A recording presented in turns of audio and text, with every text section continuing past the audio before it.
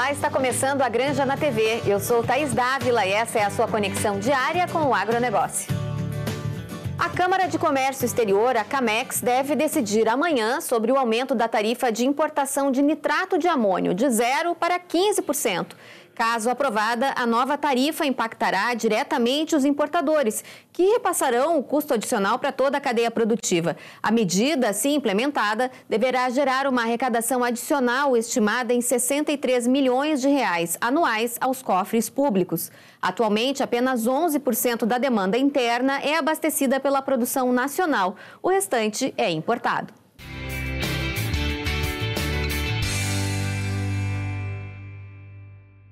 Falamos com frequência aqui no programa sobre as injustiças cometidas contra a pecuária quando o assunto são as emissões de gases de efeito estufa. A valorização dessa atividade tão importante para a economia e a sociedade brasileira passa, entre outras coisas, pela compreensão do chamado balanço de carbono. Sobre esse assunto, conversamos agora com o chefe-geral da Embrapa Pecuária Sudeste, Alexandre Bern. Tudo bem, Alexandre? Sim, tudo bem. É um prazer contribuir aqui. Vamos começar explicando o que é o balanço de carbono e por que ele é tão importante para compreender melhor a pecuária brasileira. O balanço de carbono, de uma forma bem simplificada, é uma conta de mais e menos.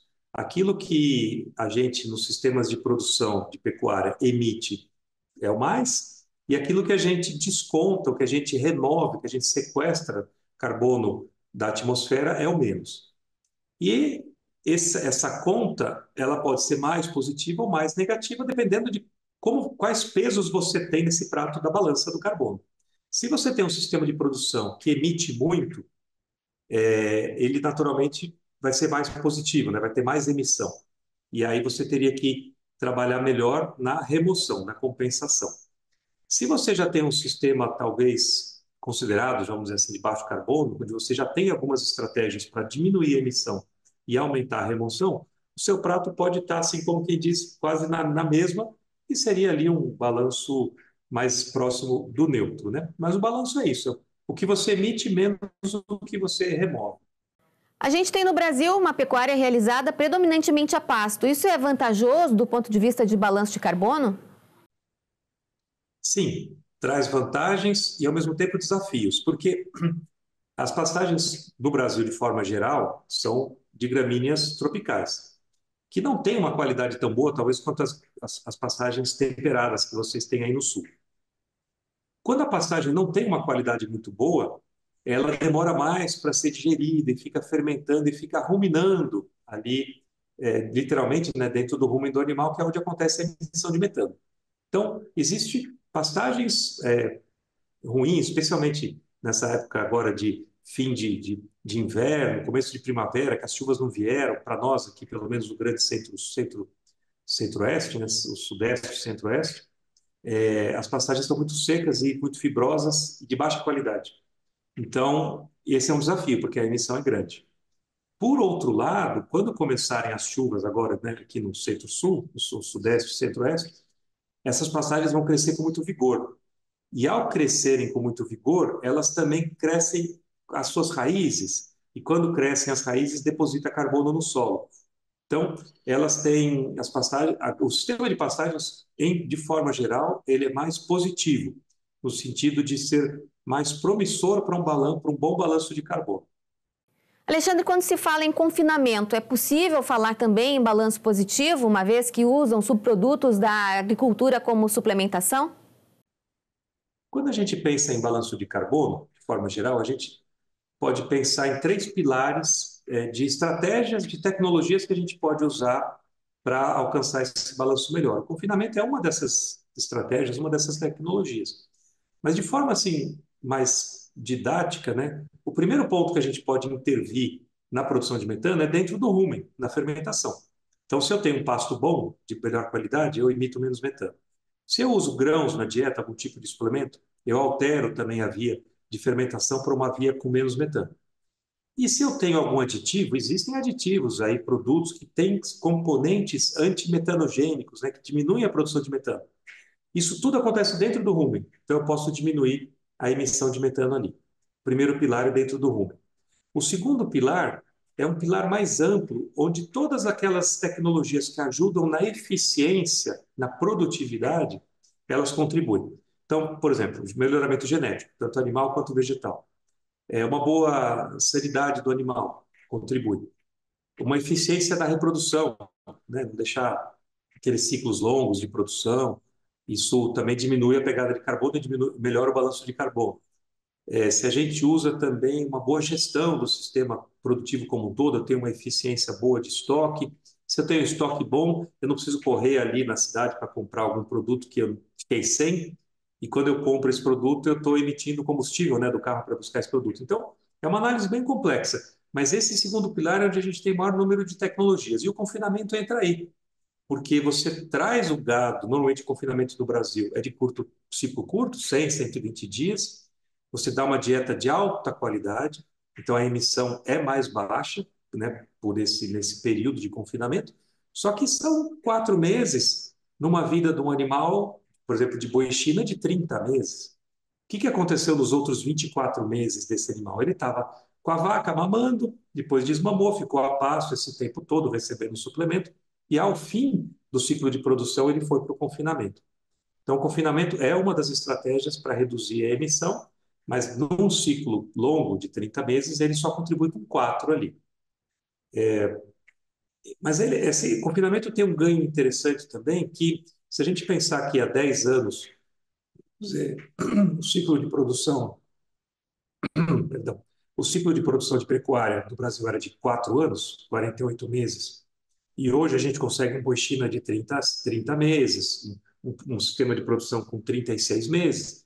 Poxa, nós economizamos um ano o ciclo de produção, encurtamos em um ano o ciclo de produção para produzir a mesma quantidade de carne. E é um ano a menos de emissão. Então, só aí você poderia dizer que de 4 para 3 anos você reduziu 25% de emissão, uma forma simples, assim, didática de discutir o assunto. Não é tão simples assim, mas é fácil de entender. O ciclo encurtou, eu fui mais eficiente no crescimento daquele animal, eu tenho menor emissão para produzir aquele mesmo animal. Da mesma forma, a área, né, Alexandre? Está colocando mais animais na mesma área, reduzindo a necessidade de abrir novos locais para a produção? Com certeza.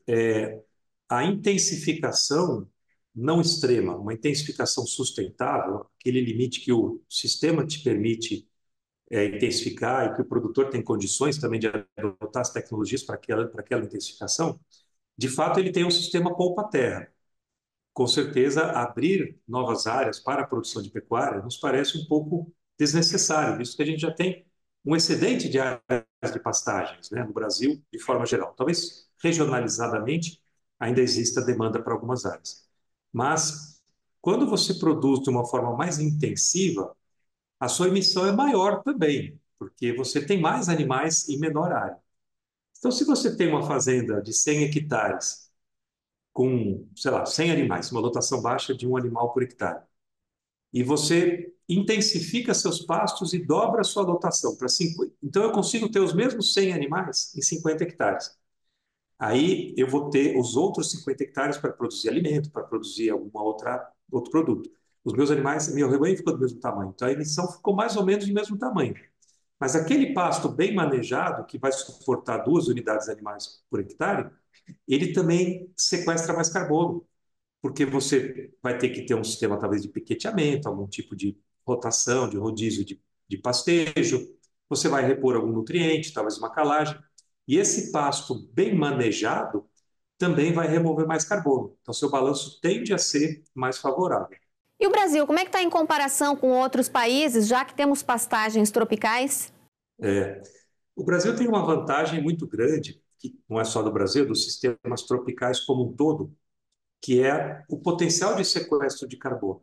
Quando eu estava falando dos 3 pilares da eficiência, do balanço de carbono, eu comentei o primeiro, que é a interferência da fermentação do rumen, o segundo, que são essas tecnologias de eficiência e de produtividade, e o terceiro pilar é exatamente isso que você falou, que é grande potencial de sequestro de carbono dos ambientes tropicais. Porque, de fato, aqui no Brasil, ou na nossa latitude média aqui, praticamente a planta cresce o ano inteiro. A gente tem alguma limitação, talvez um pouco no inverno, porque tem menos luz, menos temperatura, às vezes um pouco mais de seca. Então, como as plantas crescem o ano inteiro, existe um negócio que chama produtividade primária líquida, que é as plantas crescem.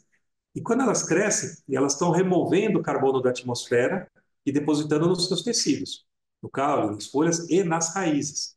Quando a gente pensa em pastagem, a folha e aquele comuzinho foi consumido pelo gado e a raiz ficou.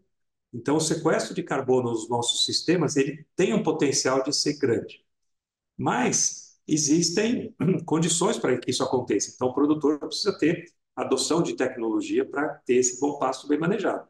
E aí, no Brasil, tem de tudo, né? Tem o produtor que está atento à adoção dessas tecnologias e tem aquele produtor que é um pouco mais desconfiado e fica ali na dele, produzindo com menos eficiência. Então, de forma geral, o Brasil tem um grande potencial, mas ainda tem um grande desafio para que mais regiões, mais produtores adotem essas tecnologias e venham para um lado mais eficiente e de balanço de carbono mais favorável também. Potencial existe. Para acrescentar nisso, eu destacaria também o potencial dos sistemas integrados, de integração lavoura, pecuária, floresta. Se for só lavoura e pecuária, então você teria uma safra de soja, uma safra de milho, depois de milho e depois entre a entre safra de grãos. Na entre safra de grãos você teria uma safra de capim ali com um pouco de gado, onde você também tem incorporação de matéria orgânica, plantio direto, culturas de cobertura, pode ser um pasto ou uma outra cultura de cobertura, o gado consumindo um pouco isso, você mantendo o solo coberto, depositando matéria orgânica ali. Então você tem esse ganho do carbono. Se você incorporar o componente florestal nesses sistemas, aí a sua capacidade de remoção de carbono aumenta muito, especialmente se usar as árvores que mais comumente a gente usa. Tem eucalipto, talvez um pouco de pinos do sul, glicídia, outras árvores, tem mateca, tem mogno africano, cedro australiano, várias árvores que têm esse potencial de produção de biomassa, de remoção de carbono e também um valor agregado como outro produto, né, que é uma madeira produzida também integrada junto com a pecuária. O pecuarista precisa pensar um pouco mais como agricultor também, né, para obter essas vantagens. Sim, não é uma mudança do mindset, né, da forma de pensar, não é uma mudança muito simples de acontecer, mas a gente tem visto bons movimentos nesse sentido, talvez produtores ou fundos de investimentos, grupos empresariais que estão observando a pecuária como uma atividade econômica lucrativa e rentável, desde que adote essas tecnologias, né? E atentos a esse grande movimento mundial de preocupação com as mudanças climáticas. Então, produzir com um balanço de carbono mais favorável traz uma vantagem até talvez de abertura de mercados para esses produtos diferenciados. E essa questão precisa também da atenção do poder público, né, Alexandre, para regulamentar o tema e ajudar o produtor a ver essa vantagem. Sim, é verdade, precisa ter essa regulamentação. Talvez assim um destaque que eu gostaria de fazer é que a gente de vez em quando escuta dizer que o mercado de carbono seria uma terceira safra. Não é bem assim. O valor do carbono não é tão alto, a quantidade de carbono que as propriedades terão direito não é tão grande. Então, a melhor forma de enxergar o mercado de carbono é produzir com eficiência, colher os ganhos, né, de eficiência, de produtividade, talvez, não digo nem que seja menor custo, talvez um custo maior, mas uma margem também proporcionalmente maior. E se com tudo isso você ainda puder ter o benefício do mercado de carbono, é um bônus. Mas ele não deve ser o principal motivador, né, para que se adotem essas práticas. A eficiência vai trazer os melhores resultados mais imediatos para o produtor. É um longo caminho pela frente, mas com boas perspectivas, você não acha? Sim, eu acho que é uma trajetória e a trajetória começa sempre com os primeiros passos, né? E eu acho que a gente já avançou bastante, se a gente observar as estatísticas da pecuária nacional como um todo, nos últimos 10 anos, elas são mais robustas no sentido de eficiência, né? Então a gente tem alcançado indicadores de eficiência produtiva melhores do que eram há 20 anos atrás, e é uma trajetória constante, né? Um melhoramento contínuo, mais produtores engajados com a causa, em breve, em curto prazo, um mercado regulado, aí, que a gente possa, regulamentado, né? Que a gente possa também incorporar nessa equação da produção. Então, é uma trajetória sem volta. Tá certo, Alexandre, obrigada pela sua participação. Obrigado pela oportunidade. Contem sempre com a Embrapa. A Granja na TV faz um rápido intervalo e na volta temos a divulgadora científica Lívia Padilha trazendo gráficos do site Sacred Call e também o Fala Professor falando sobre a seleção de bovinos de corte. Até já!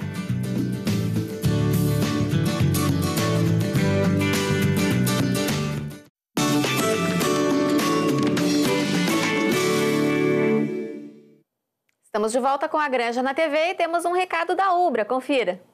Na Ubra, você tem futuro com raízes sólidas. O vestibular 2025 tá on. São mais de 30 opções de cursos presenciais, híbridos e EAD para você estudar com flexibilidade. E por falar nisso, sabia que você pode ingressar no curso dos seus sonhos por vestibular, nota do Enem, transferência ou segunda graduação? Aqui você tem condições de pagamento super especiais, com opções de parcelamento e financiamento exclusivas, além de descontos imperdíveis. Estude com equilíbrio entre a teoria e a prática, com uma infraestrutura que oferece a melhor experiência e ultrapasse fronteiras com oportunidades de intercâmbio. Acesse ubra.br/vestibular e matricule-se. Ubra, nossas raízes são do Sul. No dia 16 de outubro é celebrado o Dia Mundial da Alimentação. Em evento no Palácio do Planalto, o ministro do Desenvolvimento Agrário e Agricultura Familiar, Paulo Teixeira, assinou a portaria de estímulo à produção de arroz, que estabelece parâmetros para os contratos de opção para investir quase R$1 bilhão na formação de estoques de até 500 mil toneladas do grão. O governo federal também lançou um plano para ampliar o número de sacolões populares. Retomar a responsabilidade do Estado brasileiro em garantir uma rede capilarizada e diversificada de equipamentos de abastecimento, que estejam baseadas no desenvolvimento local, que implante estrategicamente feiras, mercados, pequenos comércios nas periferias, no caminho da casa ao trabalho, em horários que facilitem o cotidiano das pessoas. Também foi apresentado o Plano Nacional de Agroecologia e Produção Orgânica, o Planapo. O Planapo vai ampliar a produção e o processamento de alimentos orgânicos e de base agroecológica, além de fortalecer a comercialização. São 197 iniciativas distribuídas em 7 eixos. Destaco aqui que o plano tem como compromisso destinar 6 bilhões em linha do Pronaf para a produção orgânica e ou agroecológica, 115 milhões em fomento, visando a inclusão produtiva, e 100 milhões em parceria com a Fundação Banco do Brasil.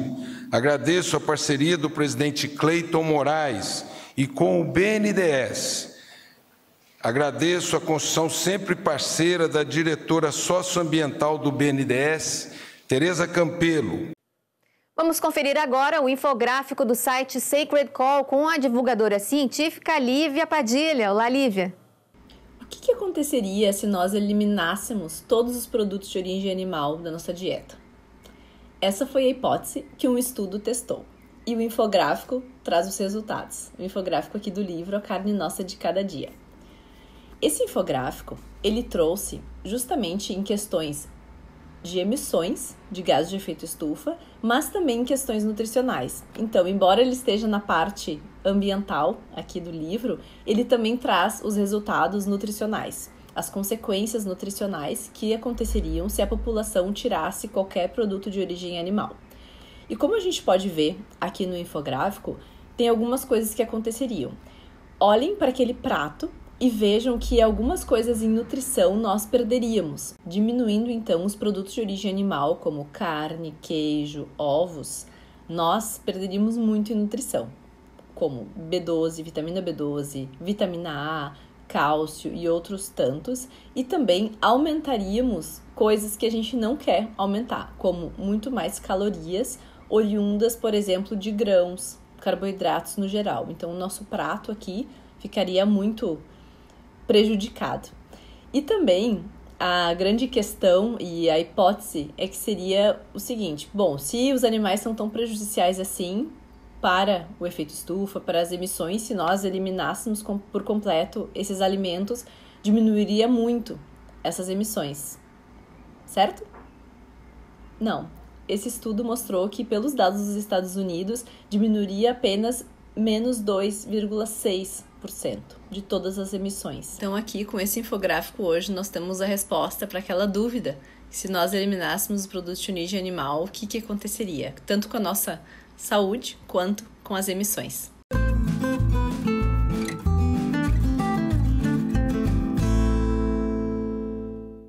E no Fala Professor de hoje, o nosso repórter Giovanni de Oliveira foi conferir o processo de seleção de bovinos de corte. Acompanhe. Olá, Thaís. O Fala Professor de hoje vai conversar com o professor Rossano André Dalfara, que é professor de Genética e Melhoramento Animal e vai nos explicar como os alunos aprendem a seleção dos bovinos de corte. Tudo bem, professor? Explica pra gente, então, como funciona aqui na UBRA o aprendizado para os estudantes de agronomia e de veterinária sobre essa seleção dos bovinos de corte. Olá, muito obrigado pelo convite. Bom, o Brasil é um país que tem um território vasto e que tem climas bem distintos no país como um continente. Então, aqui nós temos um sistema de produção que foi montado a partir especialmente porque não tinha bovinos nativos aqui, com pastagens de origem africana e bovinos da região da Índia, regiões tropicais, que formaram um sistema de produção no centro-oeste do país. Além do sistema de um clima mais subtropical aqui no sul, que envolveram mais raças de origem europeia e pastagens também propícias para esse clima. Então, o que o aluno faz? O aluno trabalha os conceitos que o capacitam a compreender os processos de seleção genética que ocorrem nas propriedades. Nesse caso, eles têm que trabalhar basicamente em duas frentes. Ou, se a propriedade que eles trabalham está com o programa de melhoramento genético, eles têm que auxiliar na implantação e na condução do manejo da propriedade para que esse programa ocorra de forma efetiva. Ou, se eles estão ainda em outra fase, eles ajudam os produtores a escolher reprodutores adequados para cada propriedade, diante das necessidades e dos objetivos que essa propriedade tem. O reprodutor bom para uma propriedade pode não ser exatamente bom para outra. Professor, no começo da sua resposta, o senhor comentou, né, do Brasil não ter bovinos nativos. Então, essa seleção, essa escolha, ela também varia em relação à raça para cada estado, né? No sul a gente vai ter determinado tipo de animal, no centro-oeste outro, no norte e no nordeste outro, né? Sim. Como acontece? Ao longo da vida dos animais, eles vão acompanhando o desempenho e o profissional melhorista, que é o técnico do melhoramento, formado assim em nível de mestrado, ele vai vendo a partir do desempenho quais são as composições genéticas mais adequadas. Em termos mais simples, quanto mais para cima do Brasil, quanto mais próximo assim, da linha do Equador, são utilizados mais genótipos zebuínos de origem indiana. Mais para o sul são genótipos mais europeus, inclusive zebuíno puro e europeu puro, de acordo com a região do país. Nessa questão, o zebuíno, então, ele também pode ser criado no sul, não apenas mais perto do Equador. Tem criatórios aqui, sim, existem criatórios aqui. Há um predomínio de raças de origem europeia, né? Mas tem criatórios assim. Mas predomina no centro do país criatórios, né, de raças zebuínas, em função da adaptação. Que existe um conceito em melhoramento que chama interação genótipo-ambiente. Ou seja, alguns genótipos produzem desempenho e interagem melhor com determinados ambientes. E isso é uma coisa muito presente no Brasil diante dos sistemas de produção, diante dos fatores climáticos e tudo aquilo que envolve a produção. Perfeito, professor. Muito obrigado. O Fala Professor fica por aqui. Só posso... Claro.